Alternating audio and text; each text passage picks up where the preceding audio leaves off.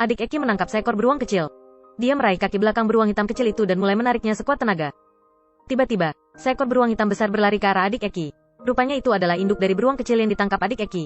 Saat beruang besar itu hampir mendekati adik Eki, dari kejauhan, anjing kuning berlari dan langsung menggigit induk beruang. Anjing dan beruang besar itu langsung terlibat dalam perkelahian. Eki langsung terkesan dengan keberanian anjing kuning itu. Anjing kuning seperti petarung yang energi, tangguh, dan cakap. Dia menang melawan beruang besar itu. Sang ibu segera membawa pulang adik Eki dan menenangkannya.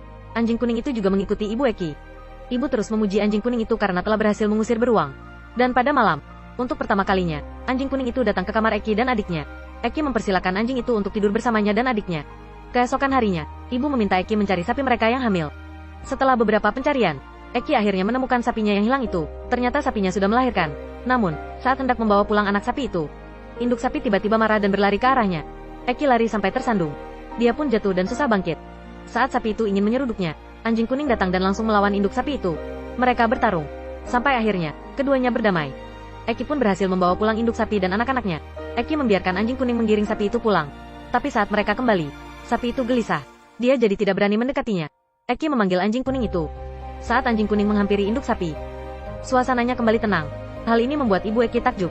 Baru beberapa hari, anjing kuning itu sudah banyak membantu keluarga Eki. Tiba-tiba, datang seorang pria.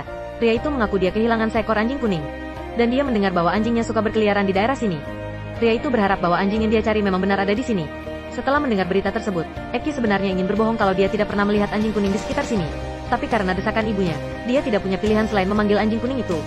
Saat itu, adik Eki sedang asyik bermain dengan anjing kuning.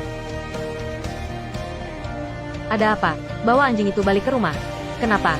Nanti kamu akan tahu sendiri. Saat keduanya membawa pulang anjing kuning, si anjing itu langsung mengenali pemiliknya. Kemudian pria itu mengikat anjing kuning dengan tali dan bersiap untuk membawanya pulang. Adik Eki tidak sudi melepaskan anjing kuning itu. Dia memungut batu dan melemparkannya ke arah kuda pria itu. Dan lelaki itu pun langsung terjatuh dari kudanya. Apa yang kamu lakukan? Tidak boleh seperti itu, nak. Aku tidak mau anjingku dibawa pergi olehnya. Aku sangat menyayanginya. Pria itu tersentuh mendengar ucapan adik Eki. Melihat adik Eki begitu menyayangi anjingnya. Jadi, pria itu dengan murah hati memberikan anjing kuning kepada adik Eki. Sebelum pergi, pria itu memberitahu Eki bahwa ada sekelompok serigala di dekat rumahnya, sedang terinfeksi rabies. Sudah banyak hewan yang mati karena digigit serigala itu. Dia harap Eki bisa selalu waspada terhadap serigala-serigala itu. Esoknya, Eki membawa anjing kuning untuk menangkap babi hutan. Anjing kuning langsung menyerbu kawanan babi hutan dan membawa mereka ke jalan buntu. Ada seekor babi hutan yang mencoba melarikan diri. Namun mereka berhasil dihalau satu persatu oleh anjing kuning. Eki lalu memanjat pohon tepat di atas babi hutan itu. Lalu dia menjatuhkan talinya dan menangkap seekor babi kecil. Lalu dia menarik babi kecil itu langsung ke dalam pelukannya.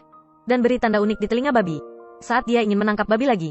Karena babi kali ini yang dia tangkap sangat besar, Eki kehilangan keseimbangan dan dia terjatuh dalam kawanan babi.